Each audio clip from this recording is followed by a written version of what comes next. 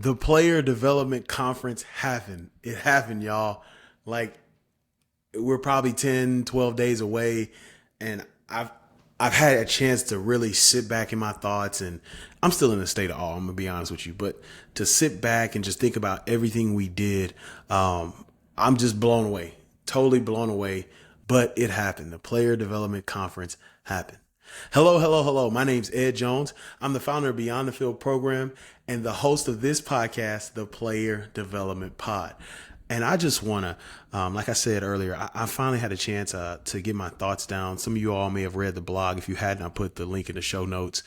But I've just been thankful for what happened. It was a lot going into it. And afterwards, I needed about a week just to kind of, take some time for myself and just kind of just rest in the success. What led to this conference was an experience I had in 2019. I was at the University of Houston, my alma mater, and we got fired after a winning season. Yes, it happens. Some of you all want to get in this field. We got fired after a winning season. I will always say that. But anyway, it happens, right? It happens to a lot of people. We were one. Our entire staff got let go. And so here I am at the AFCA convention in San Antonio at the Henry B. Gonzalez Convention Center. I think San Antonio is the best convention city in the United States. Indianapolis is pretty cool, but I think San Antonio just to set up the Riverwalk. But anyway, so Tori Takel, shout out to Tori Takel, Mama T. Her birthday was, I think, last week. Happy belated, Tori. But anyway, Tori Takel says, hey, come with me to these DFO meetings. So DFO is a football term. It's abbreviation for a director of football operations. So I go down to these meetings. They're kind of at the base level or the underground level of the convention center. And I want to talk to DFOs because I know most of them are connected at the hip to the head coach. And I'm like, hey, does anybody need a director of player development? Anybody looking? But what I got out of that session was way more than that. They were sitting in a room, all these DFOs, it probably was around 60 to 70 of them, Power 5, Group of 5, FCS, D2, D3, they're all together. And they're talking about similar things they have to go through. Travel, which cities are tough to travel into? Which airlines do you use? Hotels, how does that work out? And they're just sharing all this knowledge. They would have a panel, so a few people would talk about this. They had some old heads, some old schoolers, some them vets, the jerseys retired that started the DFO thing. And it was just incredible to see that room and everybody in there growing, everybody in there helping each other, everybody just getting better. And so I was like, man, this would be incredible if we can have this set up for player development, those in player development. So anyway, I get hired at that convention. I had an interview with Coach Les Miles, who I was at Kansas with. Shout out to Coach Miles, Mad Hatter. Thank you for hiring me. And so I went on to Kansas. So as we were getting ready for the convention, the AFCA convention, and AFCA is American Football Coaches Association. Sorry, I didn't mention that earlier. In 2020, I reached out to some people I knew and was like, hey, I think, it'd be really, really good if we can get player development professionals in a room, kind of like the DFOs have their own room. And so I might have been a little too late of an ask and we didn't get the room, but what we did get was a panel. Now, was the panel on the last day of the convention? Yes, but I was thankful we had a panel. And so shout out to the panelists that were on that panel: Mikado Henson, Kevin Washington, Roosevelt Boone. And we took our slot. We were at the end of the conference. Fair amount. Nah, it wasn't a fair amount of people. A few people in the room. And we went up there anyway, because we knew we were pushing forward this position, this field, this impactful position that influences so many student athletes. We got up there. We had a great time. There were the people who did come. They got some out of it. A lot of people were like, wow, I didn't know about this position. One of the staff members of the AFCA said, hey, this panel is incredible. We need to put this at our GA forum. This needs to be part of the head coaches academy. And so I was like, yeah, what's up? Let's talk. So we were supposed to talk. And of course, since it was in 2020, COVID happened. So COVID happened. That kind of nixed all the talks for the next AFCA convention, because that's probably not going to happen, right? And as schools start to shut down and states start to shut down, cities start to shut down, different things like that, Roosevelt Boone hits me back and he's like, Ed, man, you probably should start like a Zoom. And so I'm like, all right, cool. So I'm going to do what I did when I was in high school, when I was a recruiting coordinator. I just went and grabbed everybody's email. So I grabbed every single person's email and I sent out, hey, my name's Ed Jones, Director of Player Development at Kansas. Want to get us all on a, a Zoom, as we're going through COVID, we're all kind of going through the same thing. How can we help each other? And I was surprised by how many people jumped on the first one. I think we were somewhere between 18 to 25 people. That's where I met to Brooke Blaine, a lot of other people that have been instrumental in my life, and just meeting them there. We all got together. I still have the notes. I probably should share them. But have the notes of what we did during COVID, how we were handling things, what were we doing, who was staying on campus, how our coaches, it was just incredible. Just the knowledge. It was like 2 hours of us just writing notes. And so that became, we did one in March, we did one in May, we did one right before everybody knew college football was going to come back. We did a few more throughout the year. So we did about 6 that year. And it was just very, very beneficial, getting to know each other and just going through that phase of growing. And so at the beginning of 2021, I was looking forward to getting those meetings going again. And I had the opportunity to go to Baylor University and got a promotion to be assistant AD and hefty pay raise. So went that way to Waco, Texas. And, we jumped back on those calls. We were having the calls, but it just kind of it started to die down a little bit. We had a few, but it just kind of died down, unfortunately. And then when I transitioned out of the role, they were non-existent. We had a few where I would have some external businesses, companies I work with, kind of do some professional development for those in player development. And, it almost seemed never the same. And a lot of that was me, because I felt like, man, my confidence was like, man, I'm not even in the player development role. How can I get all these people to get on a Zoom and jump on the Zoom with me? And I can't even, keep a job per se, right? Or get hired somewhere, right? That's kind of how I was feeling. I know that was negative because I didn't do anything to lose the job, but that's for another day. But yeah, so I kind of just felt in kind of that I don't know, if I could do this. And so the calls fell through all the way. So as they were kind of falling out, I was connecting with Ashley Goodman, who was at FAU at the time. And she was like, hey, we need to get a conference. We need to get us all these directors of player development together. And I'm like, yeah. And a lot of people were telling me this, I was a point person because I was the one who sent out the original emails. I'm like, hey, y'all, just want to let y'all know I don't have a player development role right now. But people kept reaching out to me, and it kind of, the straw that kind of was like, all right, we're going to do it. I just transitioned to this new job, and I'm in New York. I'm on a taxi ride to the airport, and Mike Hall at BYU was like, man, I just talked to Ashley Goodman. We got to have a conference, man. We all got to get together. And I was like, you know what? That's it. I'm going to do it. I don't care if I'm not in the role. I don't care what people think. We're going to roll with it because my passion is serving people. And so we're going to go. And so that was what led to it. Now I'm going to talk about the path to the conference. So I had a few interns. Shout out to Lauren King and Ali Jawad. And on October 3rd, 2022, I put the video out on social last week. I was like, hey, y'all, we're going to do a player development conference. And if it fails, oh, well, we're going to do it. And so they were excited, and it was pretty awesome. And so we start planning things, and I start writing down, who would talk, who could I call, what panels could we have, what does this look like? Of course, it was going to be virtual, just different things. How can we make this happen? And so I was really excited, and I knew it was going to happen. But once again, I kind of shout out to Ali and Lauren for help push me in my confidence, because I was reverting back to that. Well, I'm not in a role. I don't know if people really going to come. Am I the person to do this? But they pushed me through. They were like, nah, you are the person to do it. And so on December 13th, I posted it on social. I think December 13th.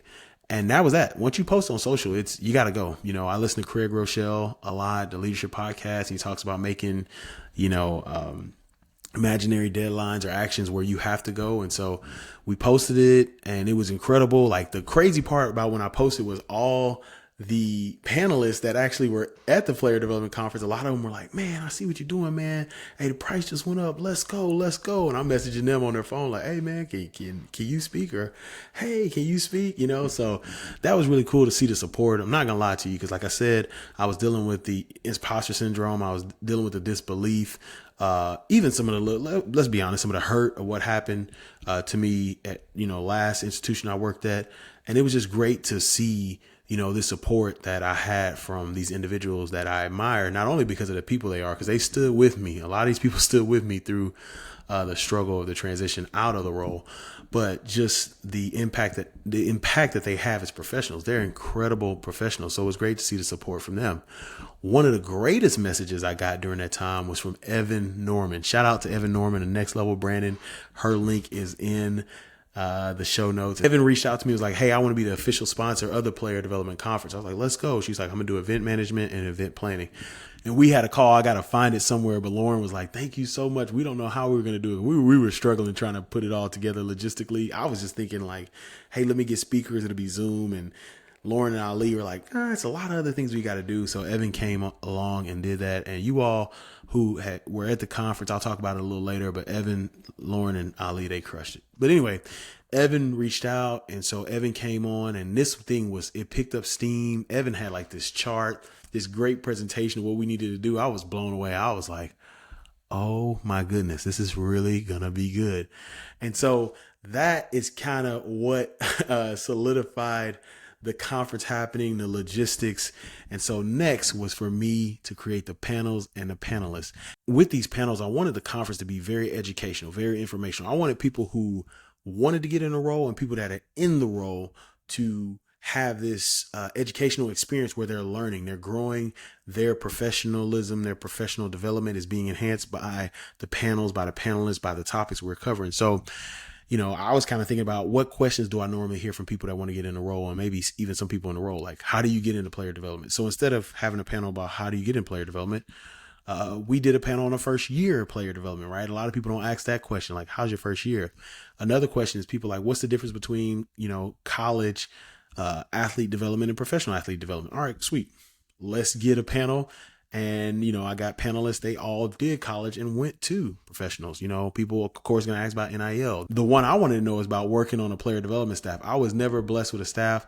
Shout out to Lauren Hawkins. She was as close as I got, but she was a student at Kansas. So I wanted to know what that's like, what that dynamic is like, how you do things. So I was excited about that. And then, of course, after that, you have external partnerships and relationships. You have programming, you have career development, emergency planning. You got all these things. Going from NFL player engagement to NCAA player development. A lot of these things, questions that people have, we created panels for. So once we had the panels, it was time to get the panelists. And so where I started with the panelists were people that, like I said, who I knew, people who were great individuals, people who I knew would pour their heart out, pour out their experience to the attendees. But people I have relationships with. So a lot of calls went to people I have relationships with. Like we had 29 panelists. 9 of them were on season 2 of the Player Development Pod. Go check them out there, their interviews. But I reached out to people I knew, people who I knew in that subject matter, they would be good. I also reached out to people who could do multiple panels. A lot of these people are versatile. Some did more than one. Some, shout out to Darren Harris, he did 3. But I reached out to people I knew. But then as we got closer to the conference, I started to reach out in faith to people I was connected to through LinkedIn. Maybe they like something. Maybe I like something. And it was incredible reaching out to these people that I didn't have a strong relationship with or know as much as I do the others. But there was a common denominator in every person I reached out to. They wanted to do it. Some couldn't do it because of previous engagements. But those who couldn't do it, they connected me to somebody else who would be beneficial for our attendees. And so I'm so thankful to the panelists. I'll talk about it a little later, but I mean, just the sacrifices they made to be a part of this conference, to just pour into the lives of people they don't know, I can't say enough about the panelists. I really can't. Like I'm sending their gifts this week. Hopefully that'll suffice. But yeah, they incredible. So that was the panel and the panelists. So we had that squared away. We had our walk through different things. We're connecting with our panelists. I'm getting questions to them, and it's getting closer and closer to game day. Then it comes, right?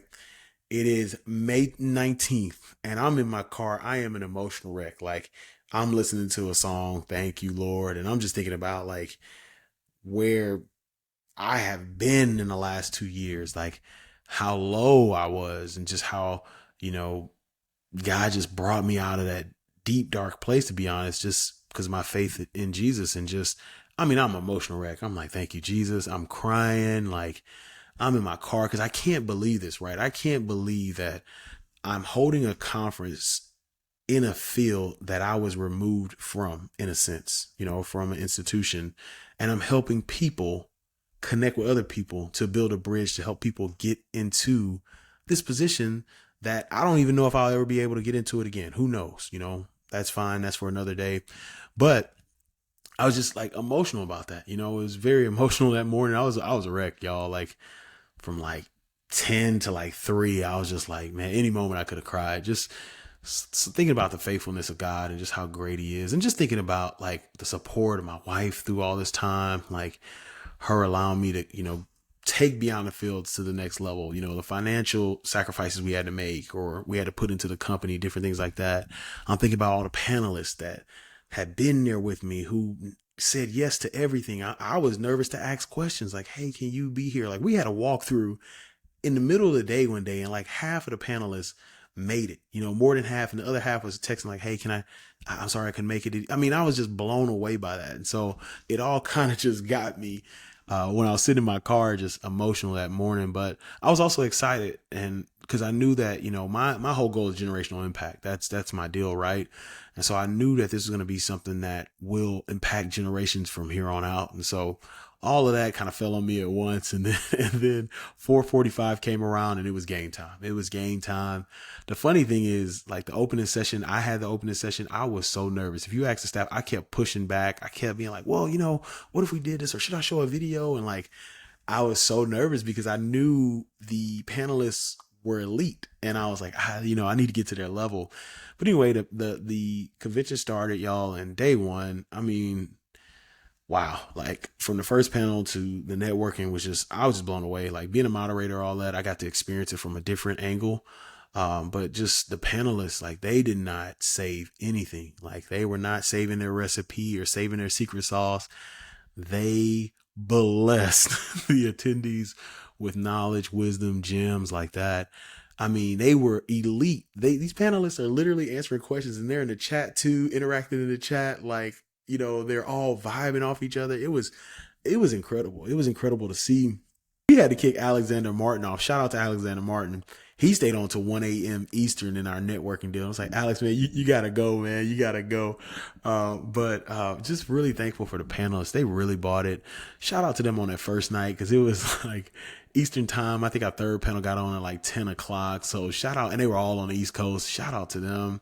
And just doing that. I think, I want to say most of our panelists the first day were on the East Coast. So shout out to all of them. Just really, really being there. And that's what I mean. That's why I was emotional. You have people to have your back. But the first day was awesome. So I knew the second day, I had to get ready for the second day. I had to hydrate. Second day was going to be longer, but it started off. Boom. We started off just like the first day. Boom. Here you go. We got, Ira Childress, who's in Dakar, Senegal, making time for the player development conference while he's on a mission trip with the LSU football team. Savannah Bailey's been on every single plane. She just got back from South Africa, I believe. It's just stuff like that. Once again, like that blows my mind that these people will do this to support the mission. Shout out to all our international panelists. I forgot to mention Dr. Lacey Carmen Johnson. Day 1 was in Toronto. Day 2, Lamont Winston is near London. I mean, it was awesome. Like I really could go through and highlight every single panelist for everything they did and what they, what they meant to the player development conference. But you all know there's graphics out. I'm just so thankful for everybody. But day 2 kicked off. It was a longer day. We are going to make adjustments for next year. But once again, it was just this panel, that panel, boom, boom, boom, boom, boom, boom, boom, ending it with a boom. Like it was just so much knowledge. Shout out to Chloe, who had a LinkedIn post that showed all the notes she had. I think I counted 15 pages. That was incredible. But that's a reality of the conference. Like it was, even sitting there moderating, just like I said, day 2 is just like day 1. Nobody saved the recipe. Nobody saved anything. Nobody, well, let me just give them this much. People poured out what they do, how they do it, and how it could benefit the attendees. And I'm just so thankful to all the panelists, the panelists who did double panels. You know what? I've been talking about the panelists so much, I got to do a roll call. Shout out to Christopher Smith, Arkeem Bird, Matt Lewis, Mike Hall, Dr. Lacey Carmen Johnson, Alexander Martin, Jessica Gray, Kiara McClennan, Darian Harris, Roman Oben, Logan Hittle, Ade Majekadumi, Savannah Bailey, Austin Chambers, Ira Childress, Tobrooke Blaine, Kevin Washington, JP Abercrombie, Ashley Goodman, Damon Williams, Dior Ginyard, Lamont Winston, Rashard Hall, Candace Johnson, James Sherman, Antoine McLean, BJ Stabler, Justice Jones, and Gus Felder. Shout out to the panelists. I had to do the roll call. I had to. But the conference was real well. Shout out to our sponsors, our platinum sponsor, Mrs. Tara Nunn, our gold sponsor, Athlete Transition Services, Jonathan Orr. Thank y'all so much for, just making this thing a reality. And I want to give a shout out to the attendees. Shout out to the attendees. Now, I can't do y'all roll call. It was over 100 of y'all. We'd be here forever. But shout out to the attendees. Y'all stayed through it. Now, we will make adjustments for next year, but y'all stayed on there. Like, just seeing the consistency of attendance through the panels was incredible. I was blown away. Shout out to the attendees. You all were active in the chat. You all were active in networking. You asked great questions. I'm just so thankful for everybody, who was a part of the Player Development Conference. So, with that momentum, a lot of you all may say, well, what's next? One thing I don't want to do is wait till next year, right? Like Beyond the Field, we're just going to wait till next year. Now, we will do a Player Development Conference next year. It most likely will be virtual again until we get to a place where we get in person. And we will make changes. Like I said, we don't want to burn anybody out, because I ain't gonna lie, y'all, I was so hungry towards the last couple panels on day 2. My spine was like, my stomach, was like, bro, if you don't get something to eat, I'm gonna eat this spine real quick. So we will make changes to give more breaks during the conference next year. But anyway, in that Beyond the Field, what do we want to do next? We have momentum. We see that people are interested in this. And for me, it's education. Like, I've always wanted to educate people about player development, be it this podcast, be it the blogs, whatever it may be. It has always been educating people about player development. With that said, what we do at Beyond the Field is we build impactful player development professionals and programs. And so with that, I've created the Player Development Guide course. And so this course is a 4 to 5 week course where it's going to be an hour and a half sessions, live sessions with me coaching people up in player development. And we'll walk through many things to help people set that foundation.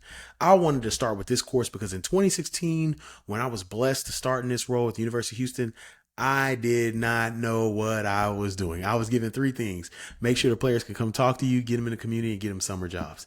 That was it. The rest of everything I did was broad, and I work with great people who helped me. But the understanding of player development between them and myself, we probably wouldn't have passed the test that I would give right now. So my passion is to make sure that people don't start where I started in 2016, because although I was building beneficial relationships during that time, it took me about a year and a half, 2 years, 2.5 years to figure out a player development foundation. And I don't want that to be someone else's story, because the deep impact in the players or student athletes' lives needs to happen immediately. So here are some of the things we'll cover in the course. We'll create a player development plan. We'll create player development messaging. We'll create a first 90-day plan. We'll create an integrated yearly programming calendar. We'll quantify player development. You need to quantify it. It is very qualitative, but you have to make quantitative assessments or reviews to help coaches, because all they get is numbers. We'll give you interview prep, and then we'll create an external relationships checklist for you. There's so much more we'll do because it'll be interactive in those courses, but that is what's next. If you're interested in that course, there's a link in the show notes. Please click it, fill out the interest form. I can't wait to get this course started. It will start in July, and I can't wait to see you there. Once again, so excited the Player Development Conference happened. Thank you to every single person who had anything to do with the conference. Even if it was a like, a retweet, a share, you sent a message to someone, whatever it may be. Thank you so much for making this a success. And seriously, from the bottom of my heart, I can't thank you enough. Check out these videos. There's more information on the course there. There's other playlists here, but thank you. Have a great day, and I'll see y'all.